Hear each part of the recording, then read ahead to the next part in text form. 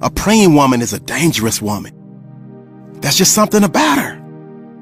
A determined woman on her knees praying for her home, her family, her children, her church. You want to see power? Start praying, woman of God. I value the role of a godly man in the home, a father in the home.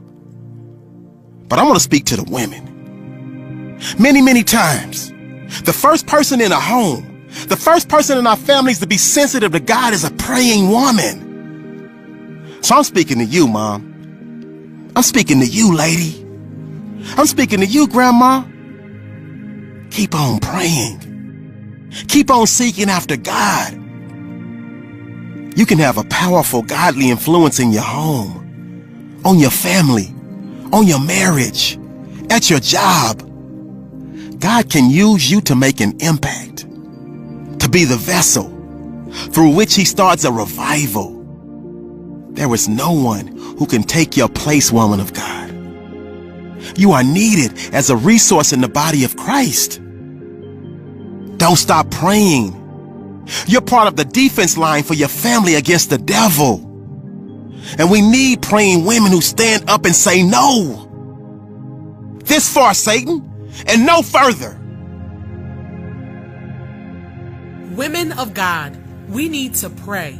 A praying woman is a dangerous woman. Prayer is a force and in the hands of a virtuous woman. The weapon of prayer is fierce and unstoppable. The power of prayer is the power of God.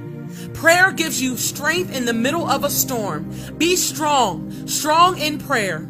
We are called to pray without ceasing, to pray always, to pray with perseverance. The battle is fought on your knees. The battle is won on your knees. We need praying women. We need praying mothers. We need to teach our daughters to pray, our sons to pray. Prayer is a lifeline. And on the other side is your answer from God. Prayer is your weapon. When the enemy attacks, pray. In your day of trouble, ladies, pray. You can't make it in this life without prayer. You can't live without prayer. At some point in your life, you will realize prayer changes things. Don't wait for trouble to come so that you pray. Don't wait for an attack for you to realize how important it is to pray. Pray always, pray diligently, and pray with authority. When you need a provider, get on your knees and pray. When you feel lost, find yourself in prayer. When you're broken, find healing in prayer. When you're in need, find safety and seek refuge in prayer. When you're tired, endure in prayer. Don't just go through trials. Don't just go through life. Pray through life. Let me tell you what happens when you pray. You cast down strongholds, break generational curses, wage war in the spirit. You break addiction. You gain knowledge in prayer. You build character in prayer. You bring the love of God back into your home, into your relationship. Everything about you changes when you are devoted to prayer. Breakthroughs are found in prayer. You find peace in your home through prayer.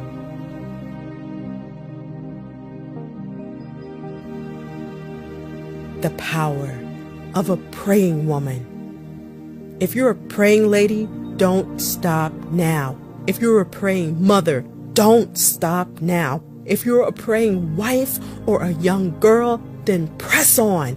Keep praying, because now more than ever is the time that we need women of God to stand up in prayer. Now is the time to seek God. We need women of faith and prayer. We need women filled with more faith than fear. It's these kinds of women that can alter the destinies of their own families, of their children, of everything and everyone around them.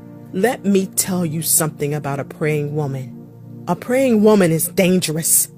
A woman of faith is dangerous. She goes to war in her prayer closet.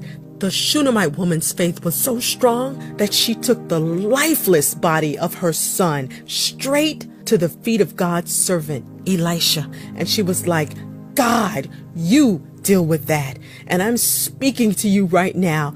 Take it to the Lord and tell him, God, You deal with this. You deal with my finances. You deal with my business. You deal with my kids, with my supervisor at work. The power of a praying woman can be seen on Hannah, crying, pleading, but more importantly, praying to the Lord. Give me a child. And her prayer moved God. You see, the power of a praying woman will push past her surroundings. It'll push past people's opinions. It pushes past the holier than thou people in church. It pushes boundaries and touches the hem of Jesus' garment. Let prayer be our portion. Let prayer be our passion. Let prayer be our practice. Let our prayers be intentional and intense. Let us be found at the throne of grace every day. Every day. Let us be found in our prayer closets. Let us be found at God's altar, in God's presence. Let us be found praying. We need to get to the stage where we say, I am tired, devil, of you pushing me around. I'm tired of you accusing me, trying to confuse me. I'm tired of you, devil, afflicting me, attacking me, trying to oppress me with fear and doubt, insecurities and feelings of low self-esteem. Get fired up and tell the devil no more. Pray to be set free. Pray for the victory. We must be a people with a cutting edge of mighty prayer, a people that disrupt and dislodge satanic forces that try to form strongholds in our homes, in our minds. I want to highlight the fact that one woman can make a difference by her powerful prayer. In fact,